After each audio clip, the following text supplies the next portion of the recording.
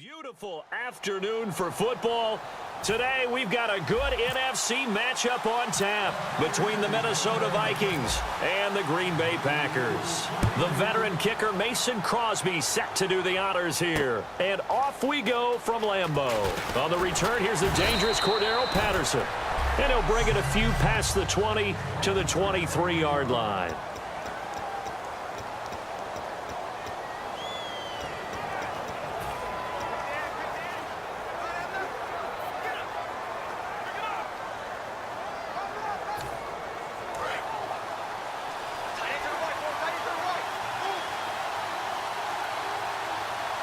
They come out here in the eye.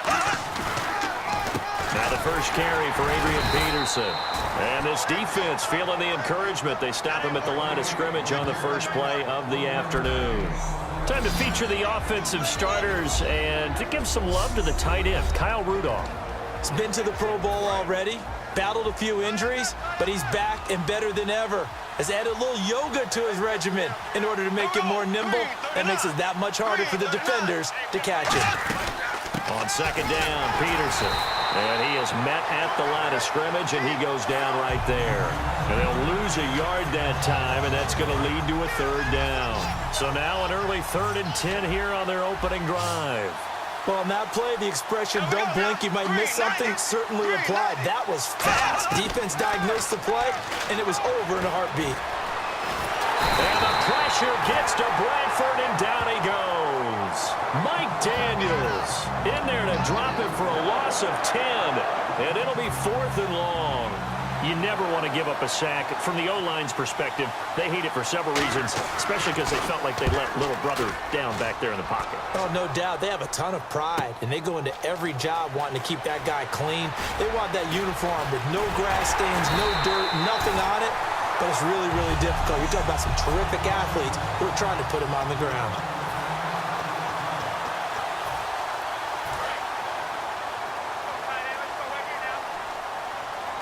One receiver left, 3 to the right. Throwing on first down is Rodgers. Oh, he's going to take a shot right away. And he's got it. It's caught for a Packers touchdown. Their dangerous wide receiver, 44 yards. And the Packers have taken the early lead. And when a Hail Mary is completed for a touchdown pass like that, I think any defensive coordinator just puts their face right into their hands.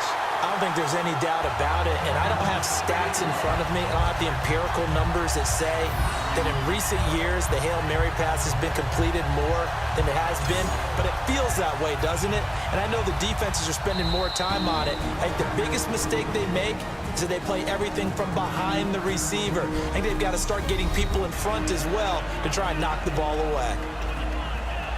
So look at this. They got the 7-0 lead in the pocket, and they're going to try an onside kick.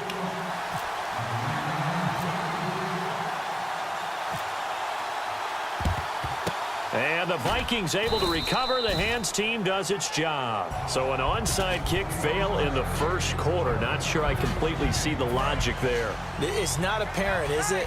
You almost have to go deeper, I think, and maybe if we try and work along with them and speculate a little bit here, they must like they need to steal possessions in this game, and maybe they don't match up possession for possession with the opposite team. They've got to steal it and try and gain an advantage, and they tried. They just didn't get it done.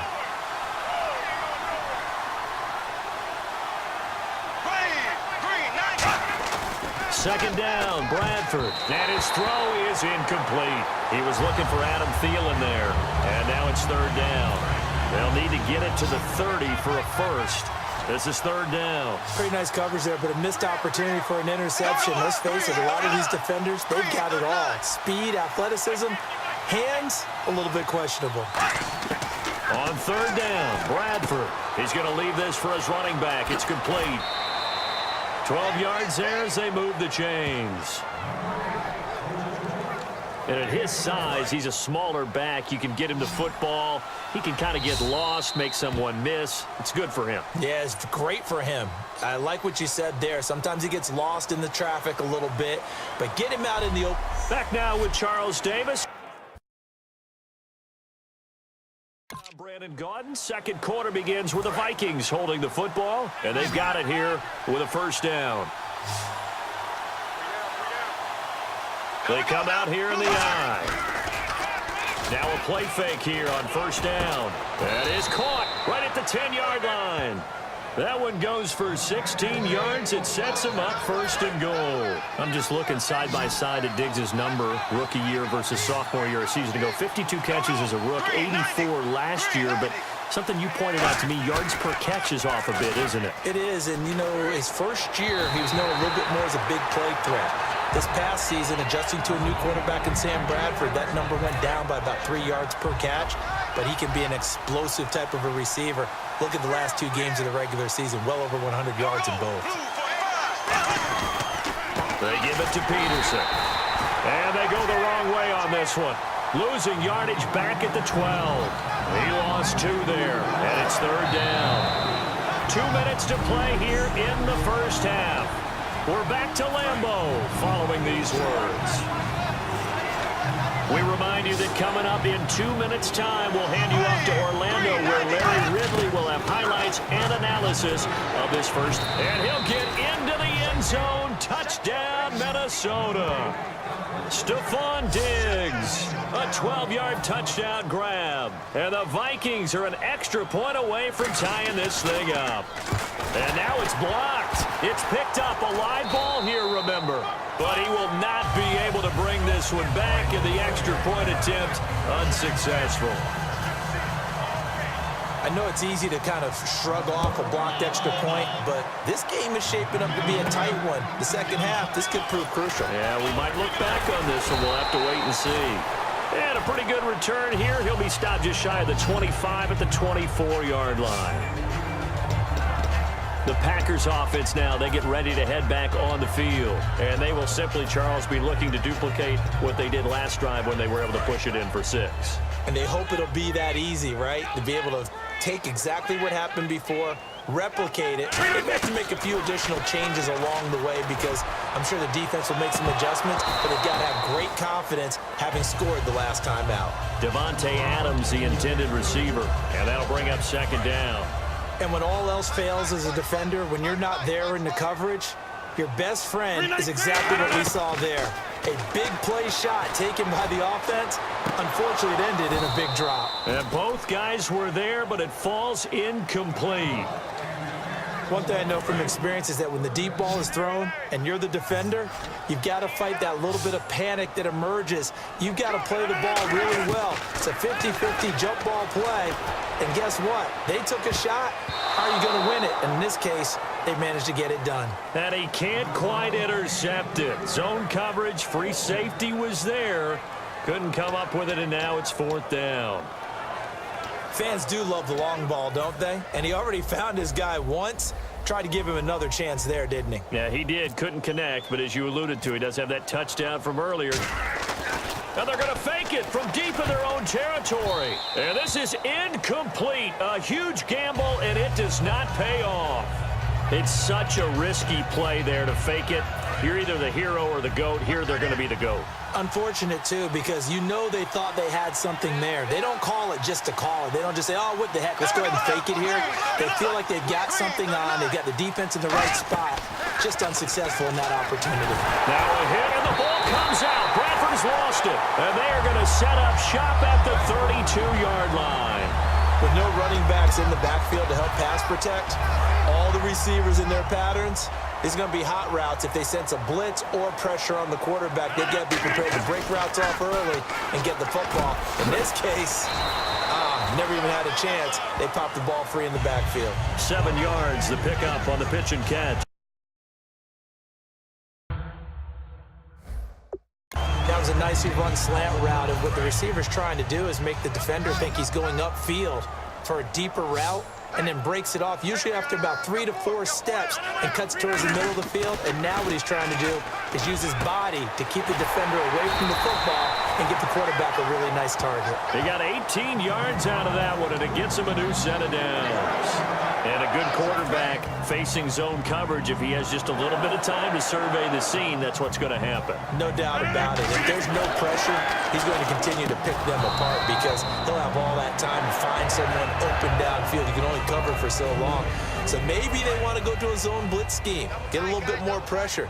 Remember when Carolina did that against Denver? They lost the game ultimately.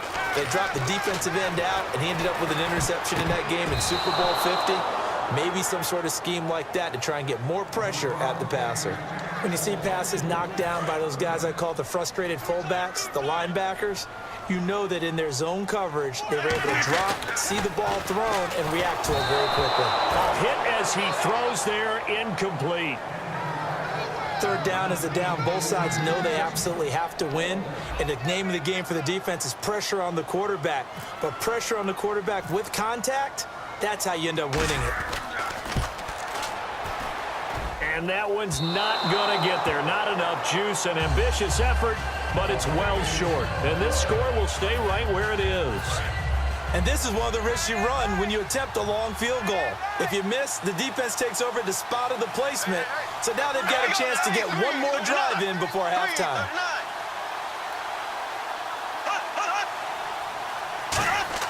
First down, Bradford.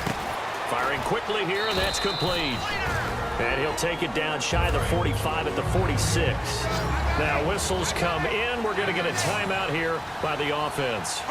It's just their first, so they'll have 2 remaining here before we get to halftime. And his throw here's incomplete. Third down here for the offense after the incomplete pass.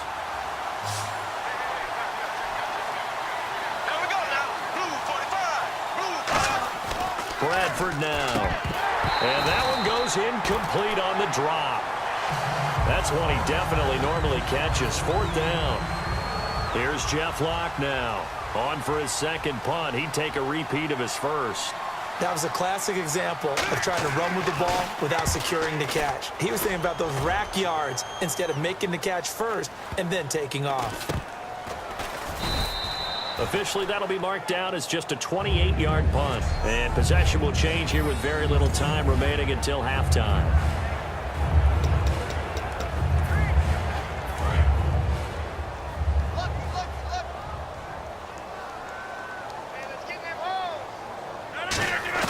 On 1st and 10, here's Rodgers. He's going to wind up and air it out. And nearly picked off. Surprising to see a defender of his caliber let it get away, but it does get away and it's second down. Well, partner, I guess that answers the question about whether they're going to sit on it or not. It does. Now we'll see if they try that again. Yeah, I think what we find on plays like that, when you take that shot, if you're unsuccessful, then you go way more conservative to finish the half, you know? I think that's the way they'll go. One of the toughest things about playing defensive back is pattern reading, trying to figure out what they're doing. And on that one, they had the fly, just sending a guy downfield with the in route accompanying it, what people call a dagger route, trying to hit the guy underneath after the clear out. In this case, though, they're not able to get it done. Yeah, they said forget the underneath route. They went for the guy on the fly, but as you said, incomplete. And brakes, Larry. Pump the brakes. We are ready for quarter number 3. This will be fielded at the 6. So quick on the spin. Oh, he's spinning, man. And a nice return sets him up pretty good here at the 30-yard line.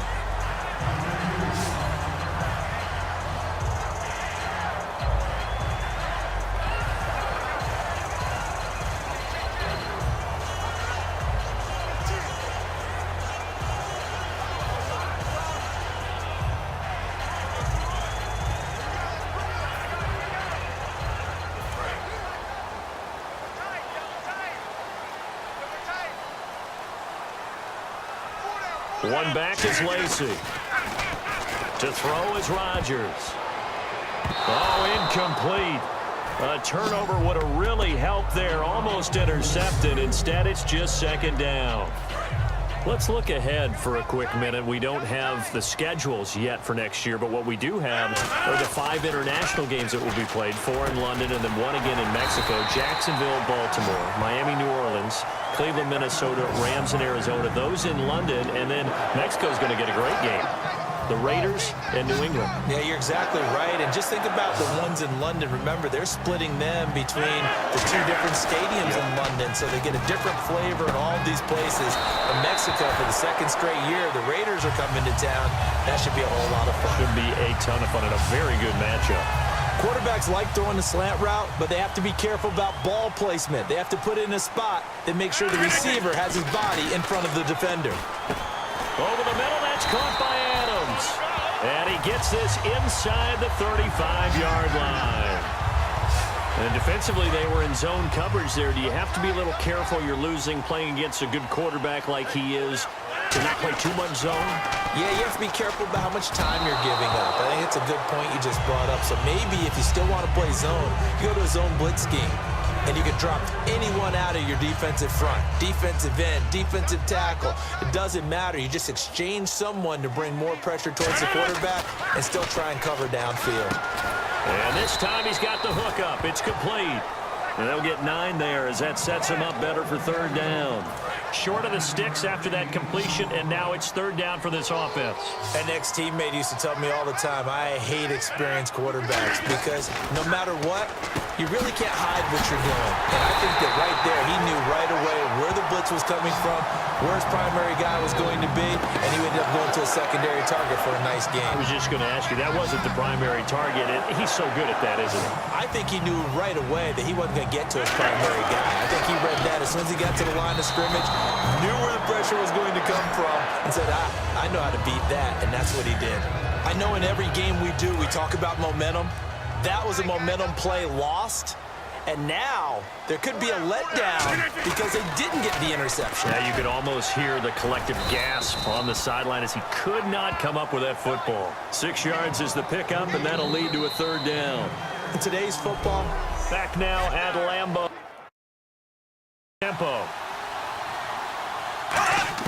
Back to throw. That is caught.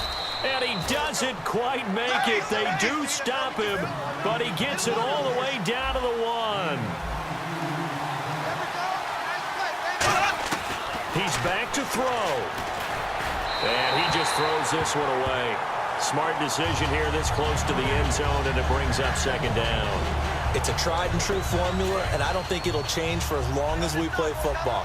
If someone's trying to throw the ball and you can put pressure on them and make it tough, that's only going to help your defense. Yeah, he's since being hurried. He got rid of it before taking the hit, but incomplete. Now it's AP, Adrian Peterson. And he will take this one into the end zone for a Viking touchdown. Adrian Peterson taking it in. All right, now a big two-point conversion attempt still to come. Bradford going to throw for it. And he's going to be sacked. They came after him. He couldn't get away. And this remains a two-point game. So down only 2 now. Still a chance to finagle their way into field goal range if they can get this onside kick. And this one's going to be covered up by the Packers hands team. Oh, for a second there, I had flashbacks to a few years ago, the NFC Championship game for the Packers. But here, they're able to hold on. And many things changed in Green Bay after that game. Personnel, people coaching, the whole deal. And in this case, they get it done. No fail like they had in Seattle. Caught on the right side by Adams. And he gets this inside the 35-yard line. And now the Vikings are going to stop it here on defense with a timeout. It's just their first. They've got 2 more to use here in the final stages.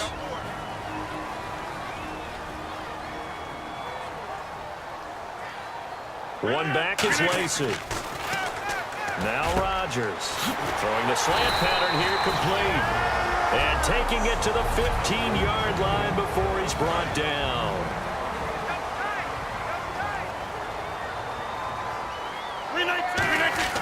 Rodgers looking to throw.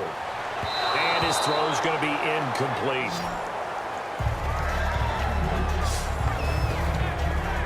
Ten yards still left on second down.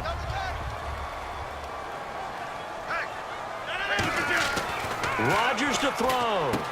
His throw caught right around the 6. So a defensive timeout, chance to regather, regroup, and get set as we resume action.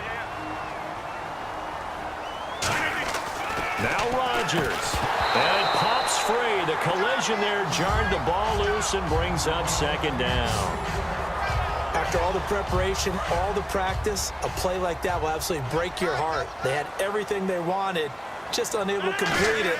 In the end zone, a big-time drop. And he can't corral it. Maybe a big missed opportunity there defensively in the end zone. And now third down. This defense has held on so far. Now from the 3, this is third and goal. Here's Rodgers fighting for the end zone. He lost the football. It's out. And a big turnover there as his guys will get the football back. We get a look at the Packers defense as they work their way into position. And everything's going to rest on this drive. Can they keep them out of field goal range, because a field goal would win it? So now you're in that position of you can't just back off and give them easy throws. And now off to the races down the right side. 30, past the 20. And oh, so close as he takes it all the way to the 2-yard line.